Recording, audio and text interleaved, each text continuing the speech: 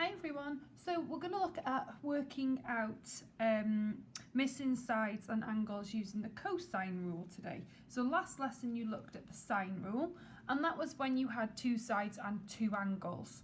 So the cosine rule is different because you can see that it uses all three sides and just one angle. Okay, so that's the key thing to look for. So three sides, one angle, okay, and then you know it's going to be the cosine rule. Okay, what you should notice is the side that you're working out should always be opposite the angle that you're given. Okay, if it isn't, you might have to work out an angle to then be able to link it to the missing side. You always have to have the opposite. So opposite the angle is the side that you should be working out. If it's not there, you might have to figure it out yourself. Okay, the cosine rule is given to you, as with the sine rule, in the front of the exam booklet, and it comes in this form. So it's a squared equals b squared plus c squared minus 2bc cos a. So the angle here and the side here. So this is the one that we're working out, and this is the angle that we have. You can rearrange this. It could say b squared equals a squared plus c squared minus 2ac cos b. So whatever letter is here goes here, and then the other two go there and there. Okay, it's probably easier to keep it like this and then just make sure the angle and the side that you're working out, okay, are A and big A. Okay, so that's going to be it. Doesn't matter about the others, so I'm going to put B and C. So this is similar to the sine rule, so you have to label the sides. Okay, so this one would be little b and this one would be little c. Okay, and then all you need to do is you need to substitute in the information. Okay, the cosine rule is quite straightforward actually. There's no rearranging or anything like that for when you're finding a missing side. So if I put it in, a is x, so x squared, equals b squared. So b is 5, so 5 squared, plus c squared is 8, so 8 squared, take away. When all of these are together, it just means times.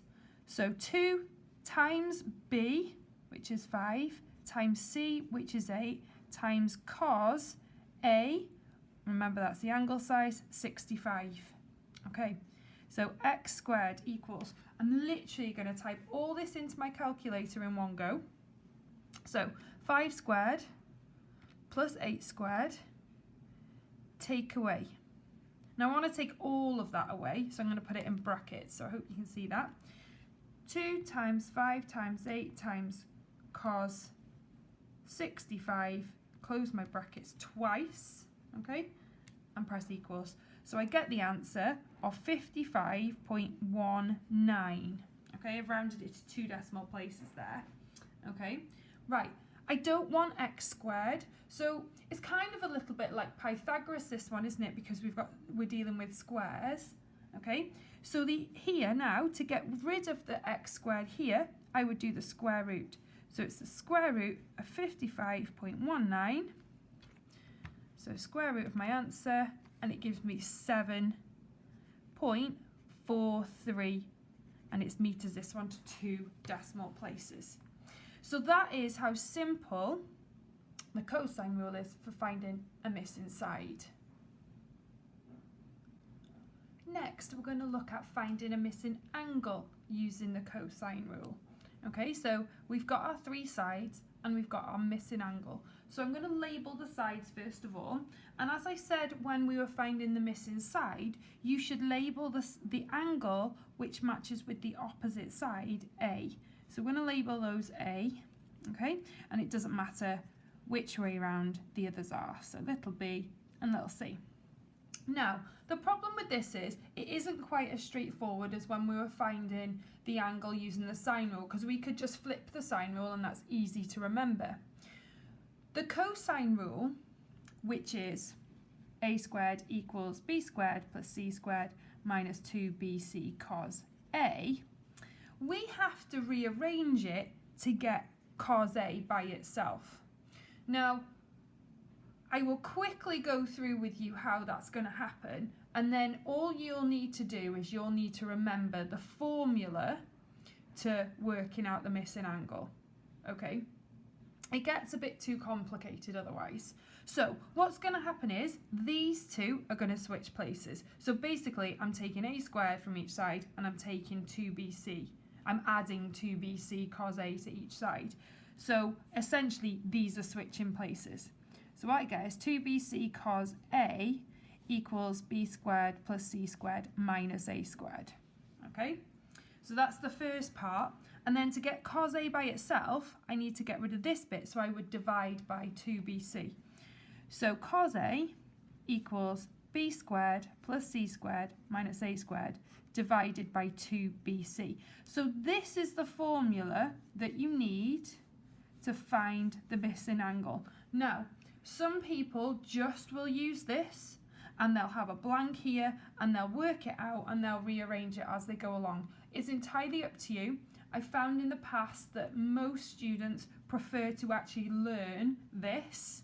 Okay, it's quite easy to remember. It's just that it's take away a squared and the BC's on the bottom. Okay, but it's entirely up to you. I'm going to use this formula now to help me work out the missing angle. Okay, so we're going to do the same thing. We're going to substitute in. Okay, so cos a, and this is what we're working out, equals, so b squared, so 16 squared, plus 17 squared, take away 6 squared. Okay, and it's all divided by 2 times 16 times 17. So I'm going to work this bit out first of all. So cos a equals, so let's put this in my calculator. I'm going to do it as a fraction. Okay, so I'm going to do the top part, 16 squared plus 17 squared, take away 6 squared. And it's all divided by 2 times 16 times 17.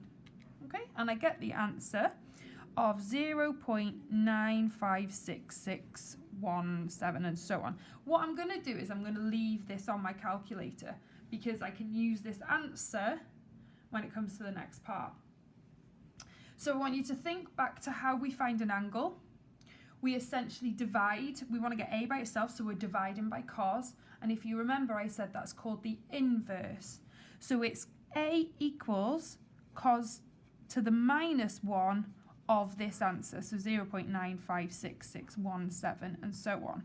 So what's really simple that I can do is if I just press shift, cos, and then I click my answer button down here, I'm using the answer that was just last on the screen.